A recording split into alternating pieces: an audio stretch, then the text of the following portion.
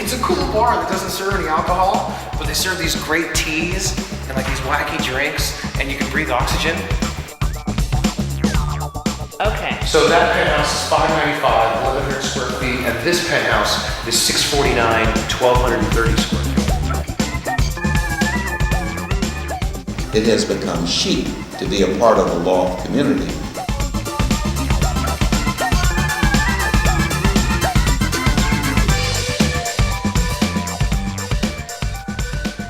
$300,000 to $700,000, I believe, is the going rate. And they have a nice little description on their website of the mishmash neighborhood, you know, where there's these interesting little neighborhood spots where you can get yummy ethnic food, but you could still go, you know, and get your Starbucks too. I'm a small business owner in the Northeast Mission. We moved into the neighborhood in August of '94. When we arrived, it was a very desolate, abandoned neighborhood. There was empty buildings and abandoned cars. Things started to get better when development started to turn up. Depends who you talk to, right? People think, oh, this is a good neighborhood or this is a bad neighborhood. But good and bad often means rich and poor. And it often means white people and people of color. And poor people and people of color, we live in neighborhoods that are called bad neighborhoods. There are a whole series of little businesses that are cropping up in the Mission to respond to the new people who are moving into the Mission or who've bought into the Mission. And the people who bought into the Mission, whether it's on Shotwell or Cap or any of those streets, are displacing families who voluntarily left. They're not being evicted. When the mayor says we're going to clean up the neighborhood, he mean clean it up. He mean clean it up. What does that phrase mean? It mean clean it up. It mean just what it say. He gonna clean up the neighborhood. He ain't said he wasn't gonna clean up. He was gonna end poverty. He didn't say he was gonna bring jobs, opportunities to the community because he could have. Yeah, that's what city governments tell us. That's what Willie Brown tells us. He's cleaning up the neighborhood. He's bettering the neighborhood. There's going to be, you know, you're not going to have to see homeless people, and so the neighborhood's going to be clean. The reality is there's going to be homeless people. There's going to be more people without homes as a result of this so-called cleaning up. The thing is, you don't have to see it when you walk out of your door. And now, all of a sudden, these neighborhoods have been cleaned up. And the residents who've had to live with the dope dealing, live through the crack epidemic, live through the shootings are now being told, get out of here. You know, what are you guys still doing here? You know, but we made the neighborhood safe. We struggled through all of that, and now we have to go and maybe do it all over again in some other crappy neighborhood because we can't really afford to live in our own neighborhoods anymore. Just a little story. Friday night, first time it ever happened. One of the guys was leaving my shop. He shot at the other guy, finishing a task. Let's meet at the brew pub after work. They've never done that before. They now feel comfortable in this neighborhood. It's a good neighborhood for my employees, my customers, and myself.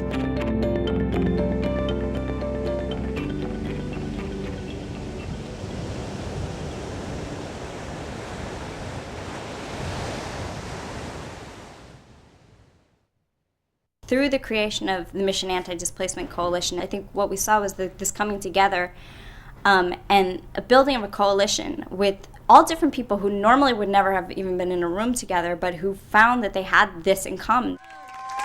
We have youth that are involved, we have residents, tenants, we have a lot of different people that are involved in the mission, and as we can see, it keeps on growing, right? And as we keep on coming through, we keep on organizing, we keep on pushing the city and developers to bring justice to our neighborhood. Es una organización que está haciendo mucho acción de protesta, haciendo marchas, caminatas, protestando donde las personas han tenido eviction. It's a lot of nonprofit folks, you know, affordable housing developers, the people who provide health care to folks in this neighborhood, resources for seniors.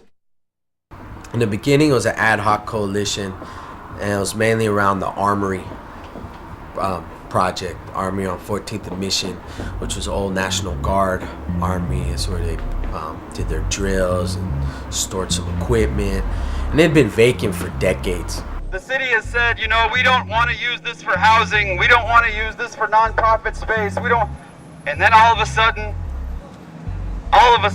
it's taken away for the dot economy. You're taking facilities that have not been utilized for 30, 40 years and finding somebody who comes into the city, wishes to invest and does invest and turns it into a place where jobs can be created, turn it into a place where community can benefit, and that's what the Armory represents. We're not displacing any businesses, we're not displacing any nonprofits, we're providing parking. This is such a large project because it's like, I don't know, over 1,000 workers are going to be coming into this area. They're going to want to live in the area, and it's all higher income, probably young, you know, predominantly white, because that's what we've seen so far. And just simply by allowing offices in neighborhoods where people live, you basically cause massive displacement because the people coming into the .com offices can afford huge rents compared to the people who already live in the neighborhood. And secondly, because the landlords rather replace their residential units with offices because they can make even more money that way. A day before, someone tells us, hey, you know that the Armory's having like a grand opening party or something, right? And we're like, oh yeah, all right. No one told us about this party, but I guess we're gonna crash it.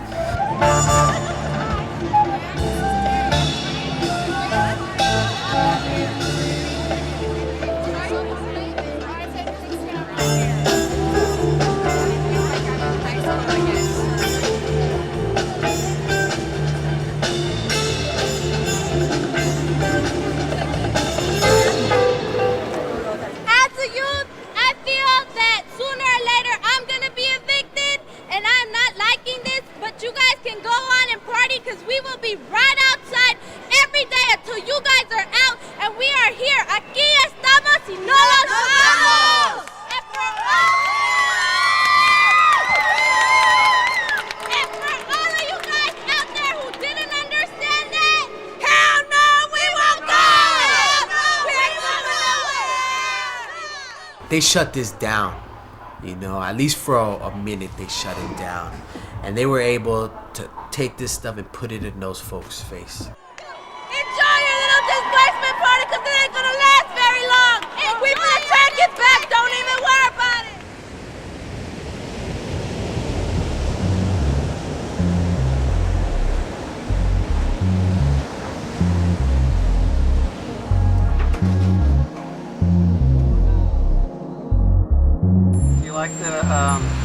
Like this .com sort of revolution that's happening? Is it cleaning up the city, making it more livable, or is it bad Change for a goes lot on all the time, doesn't it? Yeah, so it's inevitable. I think change is inevitable. Good change and bad change. The idea that somehow all of the developments that are taking place in San Francisco are some sort of natural process that we can't do anything about by public policy is really absurd and flies in the face of the entire system of planning and zoning that we have in place. I think what happened is that money, the real estate money in San Francisco, determined Willie Brown would be a good mayor to forward their interests. Politicians are bought and sold by the contributions that come their way. They got Willie Brown elected. And Willie Brown appointed a lot of real estate industry people to the commissions that are supposed to be governing land use in San Francisco. The result is that we have the highest valued real estate in the nation. What we're trying to do is have some accountability with the Planning Commission, make sure that the community is part of a larger planning process, make sure that more low-income people are not displaced, because the number of low-income people who have been displaced recently is outrageous. Good evening, President Amiano, members of the board, Dan Kingsley, SKS Investments project sponsor.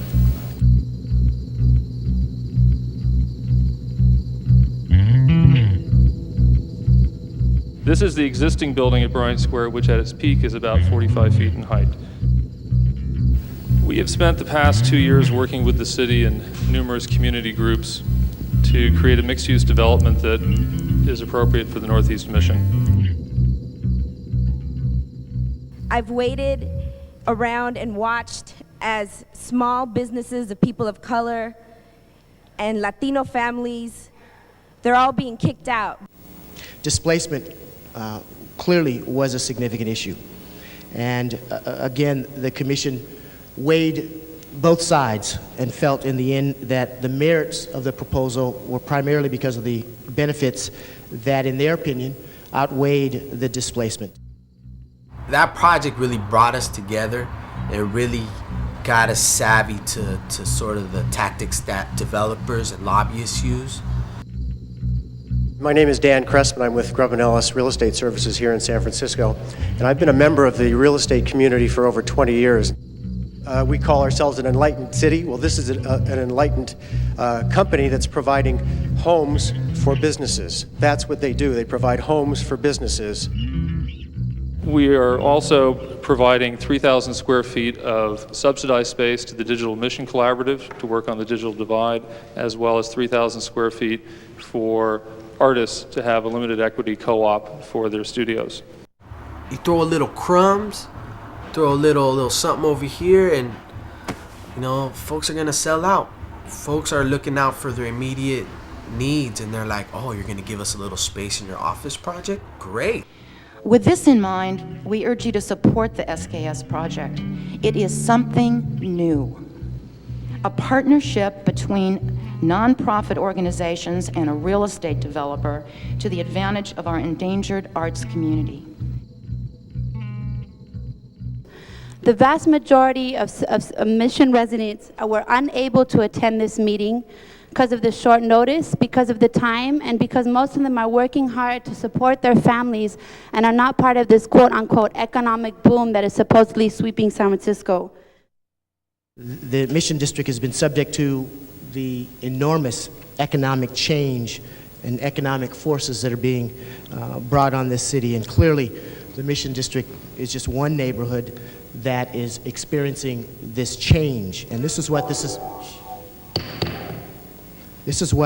we're really dealing with here, is change. We have a roll call. On item number 23, Supervisor Amiano? No. Amiano, no. Supervisor Becerril? Becerril, aye. Supervisor Bierman? Bierman, no. Supervisor Brown? Brown, aye. Supervisor Katz? Katz, aye. Supervisor Kaufman? Kaufman, aye. Supervisor Leno? Leno, no. Supervisor Newsom? Newsom, aye. Supervisor Tang? Tang, aye. Supervisor Yaki? Yaki, aye. Supervisor Yee? Yee, aye. 8 ayes, 3 noes. All right, the motion is adopted. You saw, that part of the administration basically deregulating its controls, and that's exactly what the critique of globalization is. For instance, they're just dropping all the regulations and controls that they want to put on the market, and it's sort of a free reign of capital. Because it's not just about the .coms. It's a bigger problem. It's a more general problem. It's a long existing problem. Mad respect to the Mexicas, to the Mayans, to the Aztecs, to the Onondagas. You bet you don't even know who was the people who inhabited the Mission Creek. Why you think it's called a mission? Why you think it's called a mission? In 1776, more than 170 years ago, white men discovered the bay, erected a mission, and started huge backcountry ranches. There was a saying, westward the course of empire takes its way, that empire had been continually moving west from the Mediterranean through northern Europe to across the Atlantic, and finally it had reached the far west, facing the Pacific. And what was the great city on the west coast going to be? It was going to be San Francisco. This vibrant metropolis was planned by pioneers who foresaw the important role this city would play in international trade.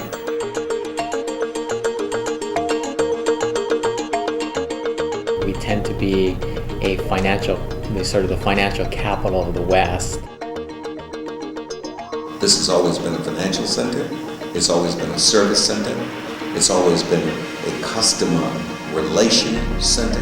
That's why we have so many hotel rooms, so many restaurants, so many bars, so many places of entertainment, because that's been a part of what the economy of this city has been about.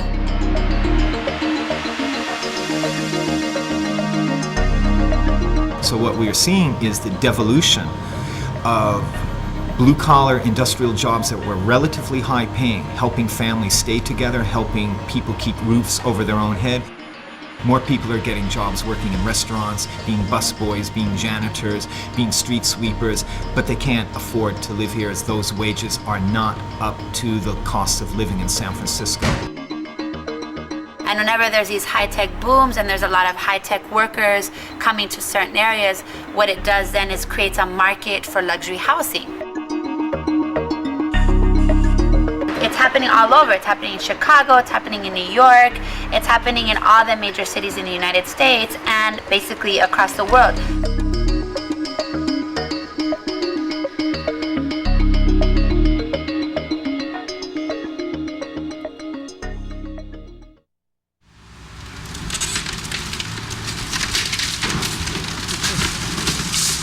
Do you know anything about this building? Or I don't know the history of this, but this is going on all around San Francisco.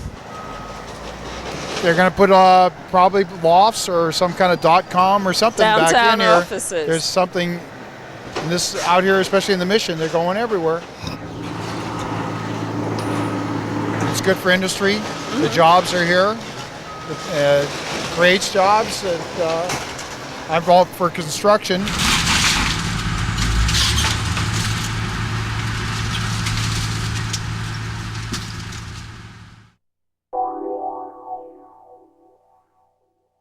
When you look at San Francisco, it's only 49 square miles.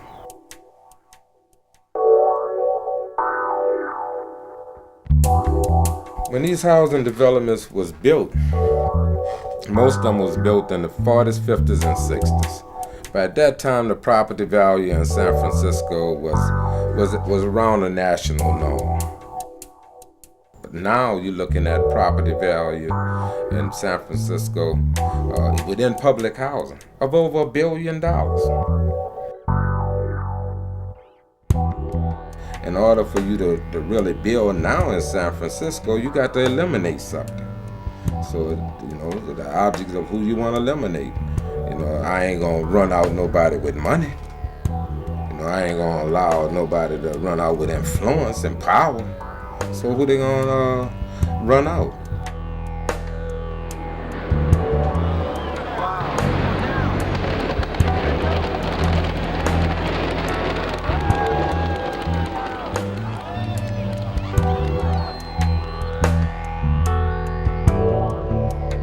Let's all help one another today.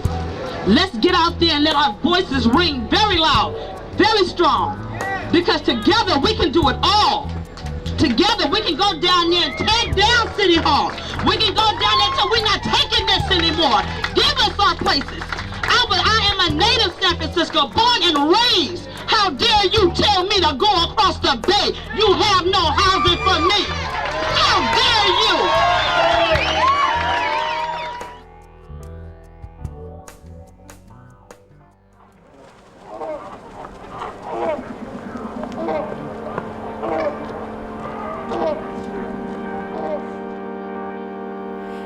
Initially you try to make it for the children. We tried to make it as if it was, how should I say this, not a disaster. Like we tried to make it seem like, okay, it was just a little transition and we're moving out of one place. We're just going to be here for a minute until we get a bigger and a better place. And now the kids are starting to feel like, wow, we don't have anywhere to live. We're living with a friend and her son in a very, very small 2-bedroom apartment. So there's 10 of us in this very small 2-bedroom apartment. Okay, this is the entire living space. Here's the kitchen. Here Jafari has made a plate of spaghetti. Our friend, she has her own room and we don't want to invade her space, and her son has his room. So that leaves 8 of us to try to maneuver around a very small living room. There's a visual of just, there's one human being there. So by 10 o'clock tonight, how many will be there? Mommy! Did I have a classroom of students who are going to be here We can't always control when the residents turn off their lights and when they turn off their television. Ladies and gentlemen. Their grades have really dropped. We're not in a situation where they could really study. They don't have a desk, a table to sit at. Going to sleep. Good night, Amaru. No, sir. I can't see.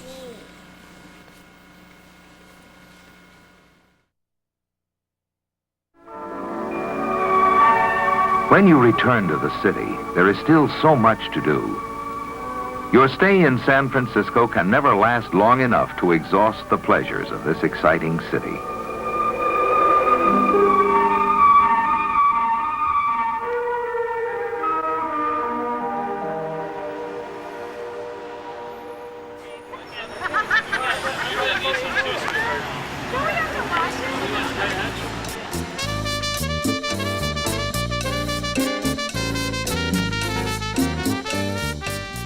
.com parties are a phenomenon, something that exists somewhere between the line of networking and the need to socialize. People that are working 60 to 80 hours a week need some excuse to get out, but just going out and having fun isn't enough. You have to be working while you do it. Usually there's great food, great people, intelligent people, an abundance of information, free alcohol. Most of the business that seems to get done here in the Bay Area occurs at these .com parties. And for most people, it's their only social outlet. To me, it felt like the Mad Hatter's Tea Party or something. All the rules had just been thrown out the window, and it was just so weird and hilarious. When people would call and say, well, do you still think there's a bubble? I'd say it's just getting bigger. What are you talking about?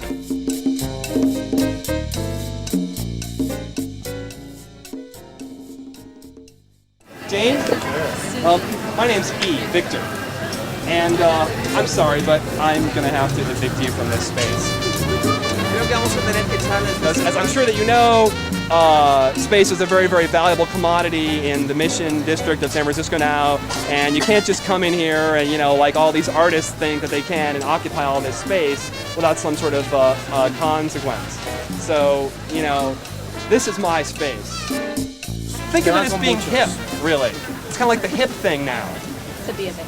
Yeah, it's like hip. You can say, hey, I went to the Mission, for my little weekend nights, little kind of soiree, and got evicted.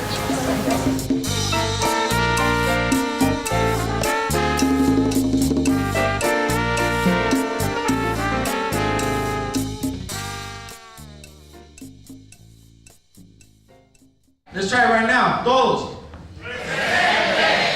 Otra vez. All right. Todos los inmigrantes, the immigrants in the house. All the abuelos y abuelas, all the elders in the house.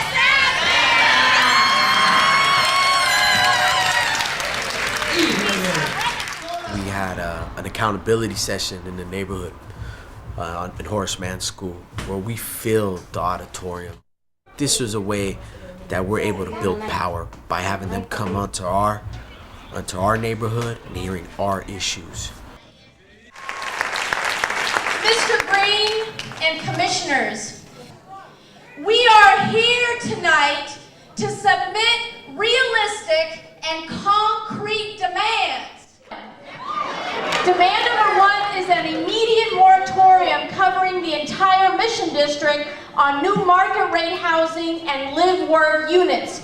Will you bring this to your meeting on July 13th to take action on this demand? Again, the Planning Commission is only one part of the decision process. We will raise the questions at the appropriate body.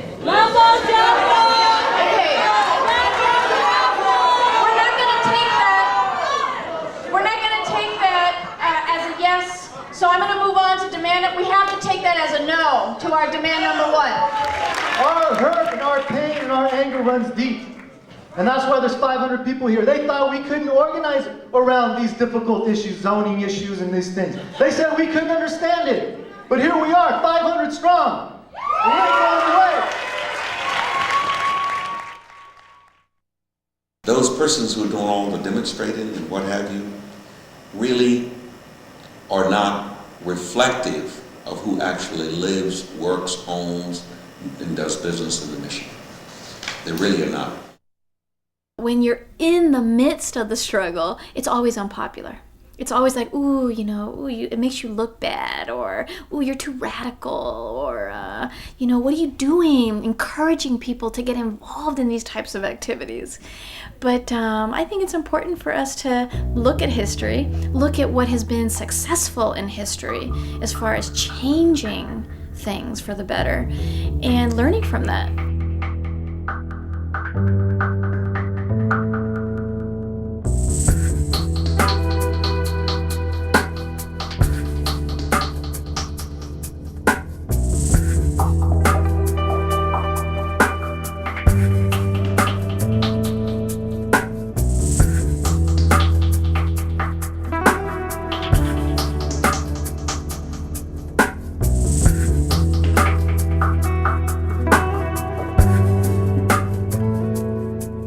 The 34 strike definitely defined a lot of stuff. It set the tone in this city for a militant working class. We are really just a continuum of people who have struggled for, you know, rights of people.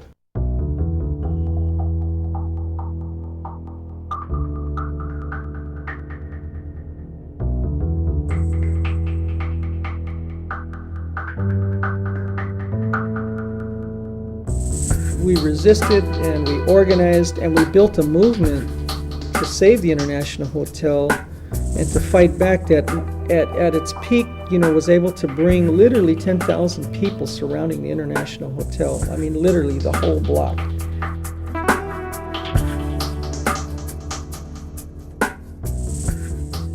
The interesting thing is that when we talk about the mission being under attack, that it is not a new phenomenon. There are what you might call indigenous leadership, people that have been here and that will be here and that aren't willing to take it.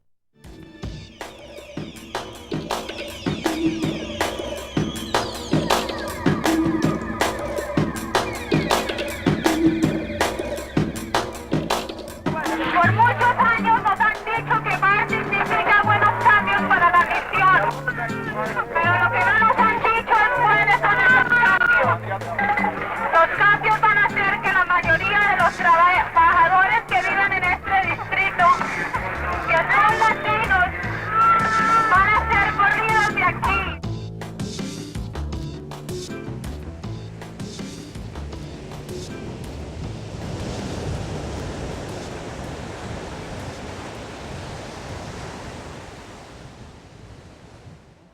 Como que se ha abierto los ojos y los oídos y ha puesto mucha atención al problema. Como que la comunidad está siendo un inmenso grupo silencioso que de un momento a otro va a decir, you know what, stop, no más.